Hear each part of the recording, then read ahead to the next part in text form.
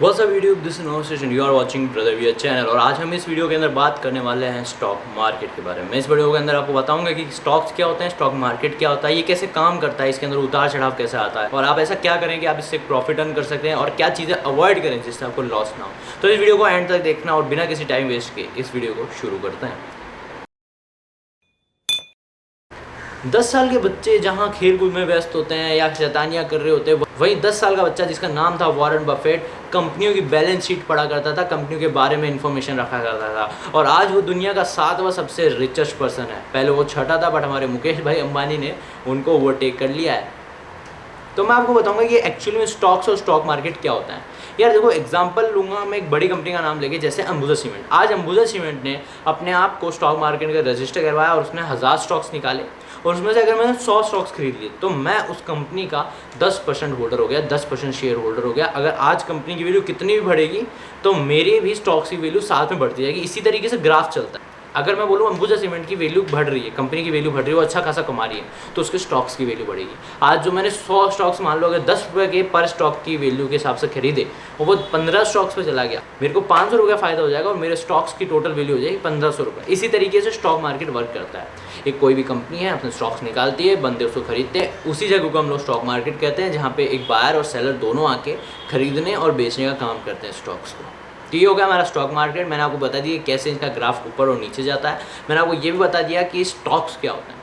अगर मैं बोलता हूँ कि हमें इसके अंदर क्यों इन्वेस्ट करना चाहिए, तो यार मैं सबसे पहले आपको बता दूँ कि फिक्स डिपॉजिट के अंदर हमें जहाँ 7% इंटरेस्ट रेट मिलता है, डेब्ट फंड के अंदर हमें जहाँ 6% इंटरेस्ट रेट मिलता है, रियल स्टेट के अंदर हमें जहाँ 5% मिलता है और गोल्ड के अंदर भी हमें जहाँ 5% मिलता है और सेविंग्स अकाउंट के अंदर हमें जहाँ 4% मिलता है और जहाँ करंट अकाउंट के अंदर तो हमें कुछ मिलता ही नहीं है, 0% इंटरेस्ट रेट है।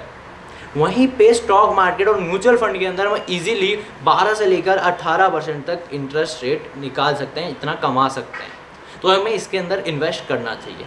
अगर मैं बात करूँ भारत के अंदर सिर्फ 4% लोग इन्वेस्ट करते हैं, वहीं जो यूएसए के अंदर 50% लोग इन्वेस्ट करते हैं। हम लोग इसके अंदर इन्वेस्ट क्यों नहीं करते? हम लोग इन्वेस्ट इसलिए नहीं करते क्योंकि हमें रिस्क का डर होता है। हमें ये लगता है कि हम इसके अंदर इन्वेस्ट करेंगे हम डूब नहीं जाए। हमें डर इसलिए लगता है कि हमारे पास नॉलेज नहीं होता।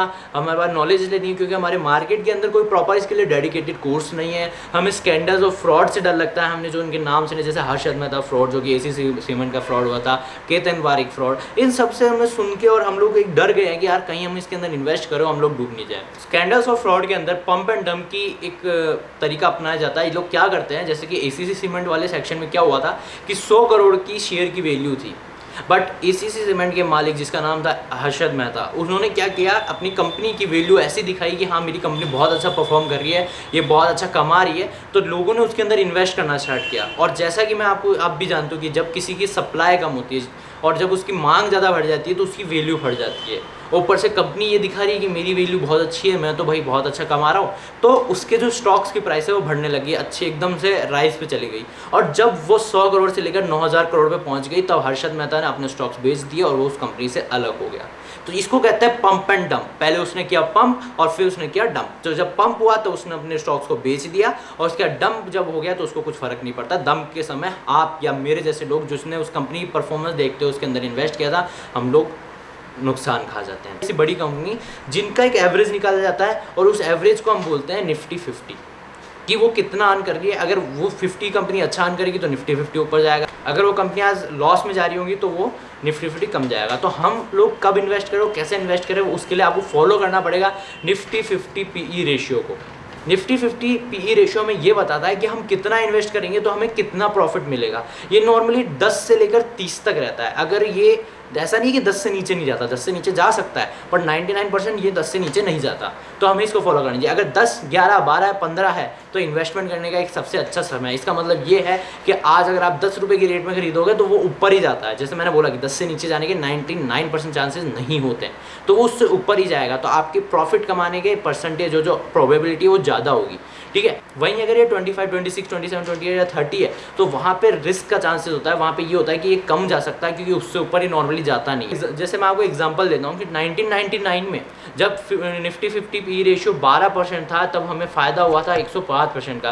2003 के अंदर जब निफ्टी 50 पी रेशियो 11 था वहाँ हमें फ़ायदा हुआ था उस साल 116% का। जब 2008 में पीई जो रेशियो था वो 10 था तो हमें फ़ायदा होता 130% का। वहीं जो फेब 2000 में जब 28 का पीई चल रहा था तब हमें नुकसान हुआ था उस साल -53% का। वहीं 2008 जैन के अंदर जब पीई रेशियो 28 था जब हमें उस साल का नुकसान हुआ था -64% का।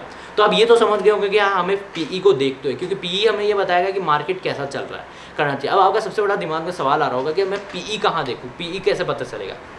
निफ्टी पीई रेशियो को आप देखने के लिए आप लोग एनएसई की ऑफिशियल वेबसाइट पर जा सकते हो, जो कि आपको स्क्रीन पर दिख रही होगी। अगर आपको वहाँ जाने के बाद समझ में नहीं आ रहा, जिसका लिंक मैंने आपको डिस्क्रिप्शन में भी दिया है, आप पीई की ऑफिशियल वेबसाइट पर जा सकते हो एनएसई की।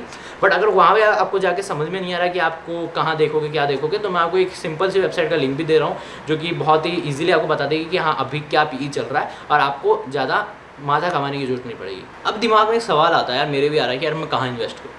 तो यार देखो, उसके लिए मैं आपको बता दूं कि बहुत सारे ऑनलाइन और ऑफलाइन तरीके होते हैं। तो सबसे पहले तो आ गया सेविंग्स बैंक अकाउंट होना चाहिए। अगर आपको नहीं पता कैसे खुलता है और क्या होता है सेविंग्स बैंक अकाउंट, आई बटन में जाके वीडियो देख लो। सेकंड आ गया डीमैट अकाउंट होना चाहिए। डीमैट अकाउंट जो है आपको सर्विस प्रोवाइडर खुलवा के देता है, आप जिस भी तरीके से करो। अगर आप ऑफलाइन कर रहे हो तो आपको पर्सनली ब्रोकर जो होता है वो खुलवा के देता है। अगर आप ऑनलाइन कर रहे हो तो आपको जो ऑनलाइन जिस भी कंपनी से आप करवा रहे हो वो आपको खुलवा के देती है। इसके अंदर आपको कोई भी पैसा नहीं जाता। ऑफलाइन हो सकता है आपसे कोई पैसा ले भी ले ब्रोकर, बट आपका ऑनलाइन कोई भी पैसा नहीं जाता, उल्टा 1 रुपये आपके अकाउंट में ही आता है।